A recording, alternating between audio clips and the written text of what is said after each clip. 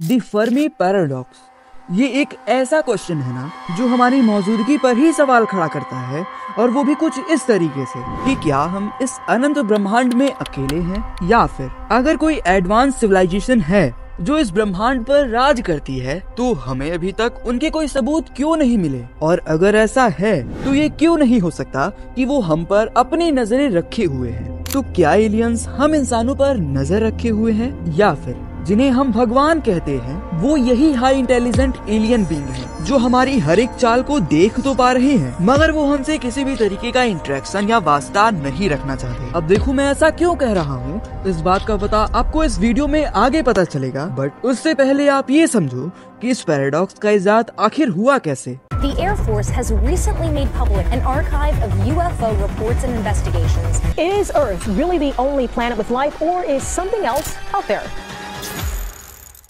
अब आप इस पैराडॉक्स की मिस्ट्री को कॉन्सेप्ट कहो, फ्रेमवर्क कहो, थियरी कहो या हाइपोथेसिस, आज के करीब 70 साल पहले 1950 के दशक में ये पैराडॉक्स एक साइंटिस्ट की ब्रेन में एक क्वेश्चन की फॉर्म में आई थी, और ये थॉट उनके दिमाग में तब आया जब वो लॉस एलमॉस में कुछ जीनियस साइंटिस्टों के साथ बैठकर लंच कर रहे थे और यूजुअली कई टॉपिक पर चर्चा कर रहे थे। अचानक तभी एक साइंटिस्ट की नजर मैगजीन में छपी एक ड्राइंग पर पड़ती है जिसने इंस्टेंटली उनके दिमाग में एक ऐसा सवाल खड़ा कर दिया जिसके जवाब में आने वाले दशकों तक टॉप जीनियस साइंटिस्ट इसके पीछे अपनी पूरी जिंदगी गवाएंगे। और वो साइंटिस्ट और कोई नहीं बल्कि अमेरिका के दी मैनहट्टन प्रोजेक्ट, जिसके तहत पहला न्यूक्लियर बॉम्ब बना था, उसके चीफ आर्किटेक्ट की ओर से Nobel prize winner Enrico Fermi थे। और उन्हें उस दिन जो सिंपल सा सवाल आया था वो था कि अगर हमारा यूनिवर्स 13.8 बिलियन साल पुराना है और यहाँ पर अरबों खरबों स्टार्स एंड प्लेनेट मौजूद हैं, तो logically and common sense wise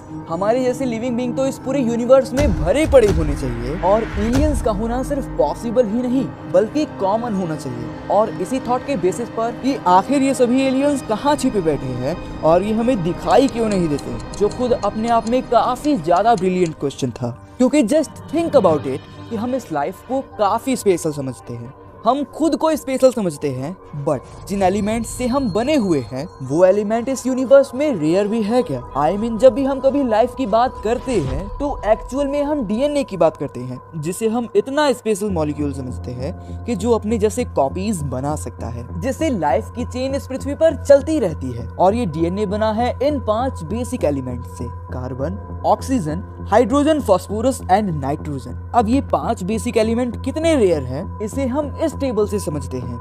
ये है हमारे सोलर सिस्टम के टॉप 5 एलिमेंट्स जो हमारे सोलर सिस्टम में काफी ज्यादा मात्रा में मौजूद हैं, और ये वो 5 एलिमेंट्स हैं जो हमारे मिल्की वे गैलेक्सी में सबसे ज्यादा क्वांटिटी में अवेलेबल है। और ये 5 एलिमेंट जो हमारे पूरे इस एंटायर यूनिवर्स में सबसे ज्यादा मात्रा में पाए जाते हैं। मतलब लिटरली आप देख ही सकते हो कि हमारे वो वंस जिन्होंने हमें बनाया है वो तो इस पूरे यूनिवर्स में सबसे कॉमनली और सबसे ज्यादा मात्रा में अवेलेबल हैं। इवन हमारी पृथ्वी भी कोई स्पेशल नहीं है, इनमें भी वही कॉमन एलिमेंट्स उसी मात्रा में अवेलेबल हैं जो इस पूरे यूनिवर्स में हर जगह पर on an average equal quantity में मौजूद है। अब मे भी आप ये कहोगे कि पृथ्वी तो सन से एकदम परफेक्ट डिस्टेंस पर मौजूद है, जिसे गोल्डीलॉक्स जोन कहते हैं, जो लाइफ को जन्म देने के लिए काफी ज्यादा इंपॉर्टेंट होती है। क्या ये चीज स्पेशल नहीं है? सो वेल, इसमें क्या स्पेशल है? क्योंकि नासा के केपलर स्पेस टेलीस्कोप्स और दूसरे मिशन से आज हमें ये पता चलता है कि हर 5 में से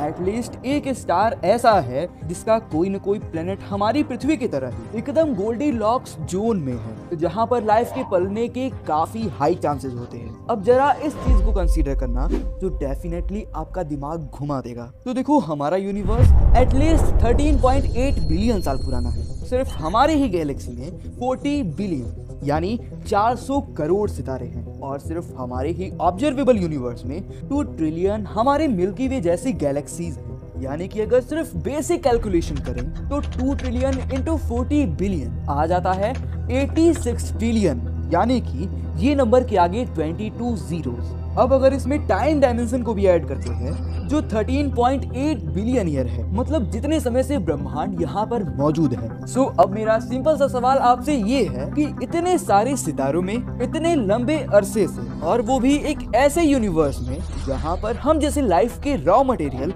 एकदम कॉमन है, तो क्या हम इतने स्पेशल हैं कि हमारे इस पूरे एंटायर यूनिवर्स में हम इकलौते इंटेलिजेंट जीव होंगे? अब इस पर भी गौर करना, क्योंकि मे बी ये भी आपका दिमाग घुमा सकता है। हमारी पृथ्वी बस सिर्फ 4.5 बिलियन साल ही पुरानी है। पृथ्वी पर नॉन लिविंग मटेरियल से पहले लिविंग मटेरियल बना था 3.7 बिलियन साल पहले, और 390 मिलियन सालों पहले ही पहला जीव पानी से निकलकर जमीन पर चलने लगा था। और ये डायनासोर जो बहुत ही प्राचीन जीव लगते हैं, बट वो तो कुछ 250 मिलियन साल ही पुराने हैं, और कुछ 65 मिलियन सालों पहले तो वो विलुप्त भी हो चुके हैं। और हम इंसान जो आज के 3 लाख साल पहले इस पृथ्वी पर जन्मे थे, 200 सालों पहले हमने अपना पहला कंप्यूटर और इंजन बनाया, और आज हम जुपिटर के मून यूरोपा पर अपने रोबोट्स भेज रहे हैं जो 15 किलोमीटर मोटी बर्फ की परत को चीरते हुए उसके गहरे समुद्र में एलियंस की खोज करेगा। मतलब कुल मिलाकर ये है कि इंटेलिजेंट लाइफ की इंटेलिजेंस का एडवांसमेंट एकदम एक्सपोनेंशियली होता है, एक तरीके से कंपाउंड होता चला जाता है। क्योंकि देखो पिछले 100 सालों में हमने वो अचीव कर लिया है जो पिछले 1000 सालों में नहीं हुआ, और पिछले 200 सालों में हमने वो अचीवमेंट हासिल करा है जो पिछले 5000 सालों में नहीं हो पाया। और हमें इस पृथ्वी पर जन्म लिए तो सिर्फ 3.7 मिलियन साल ही हुए हैं, क्योंकि पृथ्वी खुद ही 4.5 बिलियन साल पुरानी है, मगर यूनिवर्स तो 13.8 बिलियन साल पुराना है ना। अब मान लो हर 5 में से एक प्लेनेट गोल्डीलॉक्स जोन में है, लाइफ के इंग्रेडिएंट वो सुपर कॉमन है, और अरबों खरबों प्लेनेट और स्टार्स ब्रह्मांड भर में मौजूद है। तो ऐसे में अगर किसी अर्थ जैसे प्लेनेट पर लाइफ हमसे सिर्फ थोड़ी ही पुरानी हुई, मान लो वो हमसे ज्यादा नहीं बस 300 मिलियन साल पुरानी हुई, तो क्योंकि लगभग 300 मिलियन सालों में पानी से पहला जीव निकलकर हम जैसा सुपर इंटेलिजेंट जीव बन गया, और हम जैसा सुपर इंटेलिजेंट जीव सिर्फ 200 सालों में टेक्नोलॉजी एडवांसमेंट में कहां से कहां तक पहुंच गया। और इसी ग्रोथ रेट के अकॉर्डिंग 300 मिलियन सालों बाद हम कहां पर होंगे, जस्ट इमेजिन, हम जहां पर भी होंगे। तो ये क्यों नहीं हो सकता कि कोई और जीव इस अनलिमिटेड पॉसिबिलिटीज से भरे इस यूनिवर्स में ऑलरेडी उस लेवल पर पहुंच चुका हो? वो हमसे 300 मिलियन साल तो क्या, शायद 3 बिलियन साल भी ज्यादा एडवांस हो सकता है। और हम ये इमेजिन भी नहीं कर सकते कि वो कैसा दिखता होगा। हमारी बुद्धि और उनकी बुद्धि में, एक कीड़े और एक इंसान की बुद्धि में जितना अंतर होता है ना, उससे भी 1000 गुना ज्यादा डिफरेंस होगा। तो ऐसे और इतने प्रभावशाली एलियंस का अस्तित्व हमें इस ब्रह्मांड में क्यों नहीं दिखाई देता? एनरिको फर्मी के इसी क्वेश्चन की सीरियसनेस को जैसे ही साइंटिस्टों ने गहराई समझा, सभी साइंटिस्ट इस सवाल का जवाब खोजने में लग गए, और इस फेमस क्वेश्चन को नाम दिया गया द फर्मी पैराडॉक्स। तो देखो, इस फर्मी पैराडॉक्स के बाद ना मानो पूरी साइंटिफिक कम्युनिटीज 2 पार्ट में डिवाइड हो गई।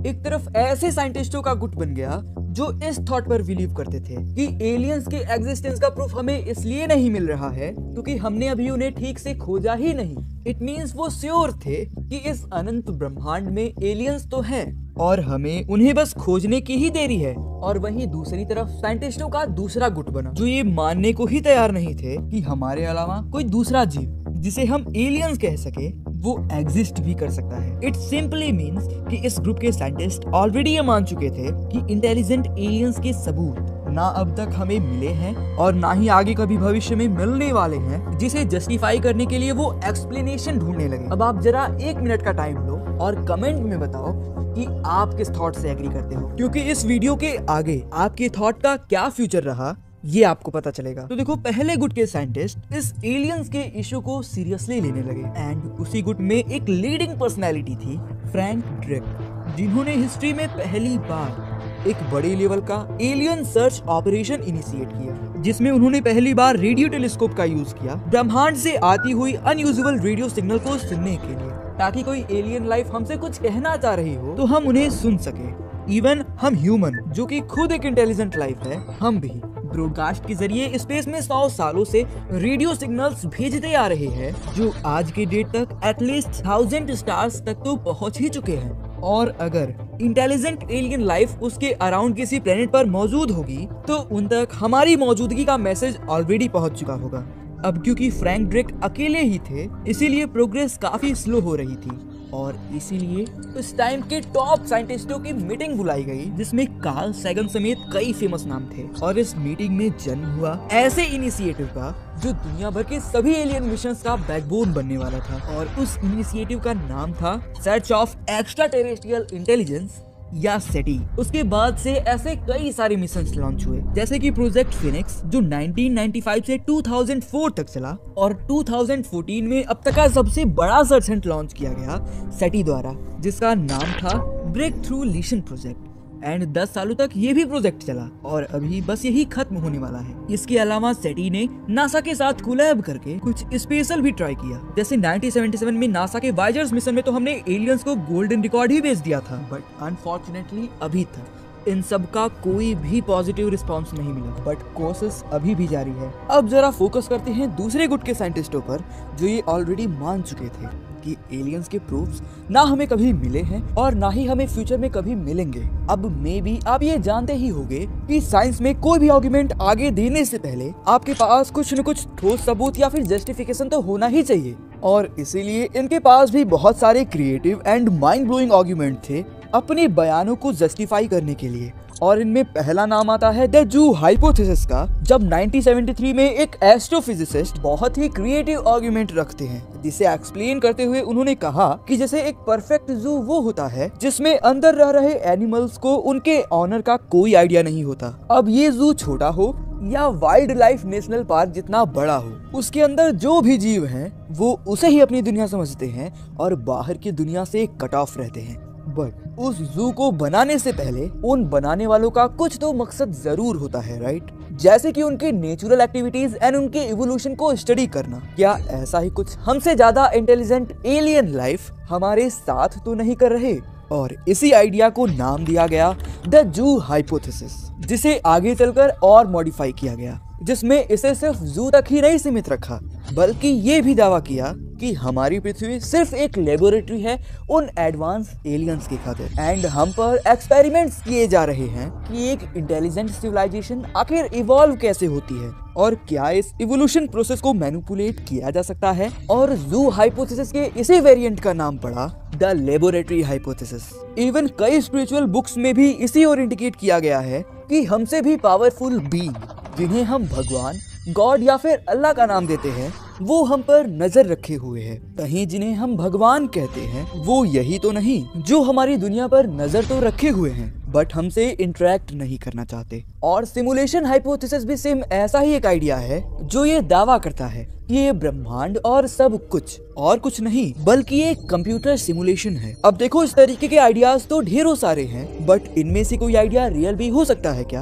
अब क्योंकि उन एडवांस एलियंस के होने का कोई ठोस क्लियर जस्टिफिकेशन नहीं है और इसीलिए इन्हें अब तक हाइपोथेसिस तो कहा गया बट थियरी नहीं। सो इन दोनों के ही केस में हमारे पास क्या सबूत है कि कोई आधुनिक सभ्यता हम पर नजरें गड़ाई हुई है? वेल, अगर कोई एडवांस एलियन सभ्यता है जो ब्रह्मांड पर राज करती है, तो हमें उनके कोई एलियंस मेड स्ट्रक्चर या टेक्नोलॉजी के सबूत तो दिखने ही चाहिए, राइट? जैसे डायसन स्फीयर, स्काडोव थ्रस्टर या इवन टेक्नो सिग्नेचर्स हो गए और भी कई तरीके के प्रूफ वगैरह। बट ऐसा कुछ भी हमें अभी तक नहीं मिला है। अब डेफिनेटली अगर वो सिविलाइजेशन हमसे सिर्फ 100 मिलियन साल ही ज्यादा एडवांस है और वो खुद को हमसे छिपाना चाहती है, तो डेफिनेटली अपने मौजूदगी को हम जैसे जीवों से छिपाना उनके लिए कोई बड़ी बात नहीं होगी। और यहीं पर कुछ साइंटिस्ट ऐसा मानते हैं कि अगर ये लाइफ जिसे हम इतना डेस्परेटली खोज रहे हैं, अगर वो लाइफ एक्सपायरी डेट के साथ ही जन्म लेती हो, तो मतलब लाइफ के जन्म लेने के प्रोसेस से लेकर उसका इंटेलिजेंट बनने और लास्ट में उसके इस ब्रह्मांड पर राज करने तक इतने फिल्टर्स आते हैं कि किसी भी प्रकार के जीवों के लिए उन्हें पार कर पाना ऑलमोस्ट इम्पॉसिबल हो जाता है। एग्जाम्पल के लिए डायनासोर्स को ही देख लो कि मतलब उनका बड़ा साइज डेफिनेटली उनके सर्वाइवल के लिए एक एडवांटेज था, बट उनका यही बड़ा एडवांटेज उनकी मौत का भी कारण बना, क्योंकि जब चिक्सुलव एस्टेरॉयड अर्थ से टकराया तो उनके इम्पैक्ट और आफ्टर इफेक्ट से सबसे पहले वही जीव मारे गए जो साइज में बड़े थे। मतलब उस एस्टेरॉयड स्ट्राइक ने एक फिल्टर की तरह काम किया, जिसने एक ही झटके में सभी ओवर साइज जानवरों को धरती पर से वाइप आउट कर दिया, फिल्टर आउट कर दिया। अब आप जरा सोचना कि वो कौन सी स्पेशलिटीज हैं जिसने अभी तक हमें सरवाइव करने में सबसे ज्यादा हेल्प किया है? वेल, हमारा ब्रेन, राइट? हमारी इंटेलिजेंस। अच्छा, आप इसको ऐसे समझो कि हमारा यूनिवर्स 13.8 बिलियन साल पुराना है। अर्थ का जन्म हुआ 4.5 बिलियन ईयर पहले, और वो उस कंडीशन का होना कि अर्थ जैसा प्लेनेट जन्म ले सके, वो तो बस फिल्टर नंबर 1 था। अब अगर अर्थ नहीं बनता या वो कभी स्टेबल नहीं हो पाता, जिस वजह से उस पर वाटर लिक्विड स्टेट में टिक ही नहीं पाता और लाइफ की कभी शुरुआत हो ही नहीं पाती, क्योंकि ज्यादातर प्लेनेट अर्थ की तरह बन ही नहीं पाते और शुरुआत में ही फिल्टर आउट हो जाते हैं। ठीक वैसे ही इन ऑर्गेनिक मॉलिक्यूल का एक साथ कंबाइन होकर बायो मॉलिक्यूल बनना फिल्टर नंबर 2 था।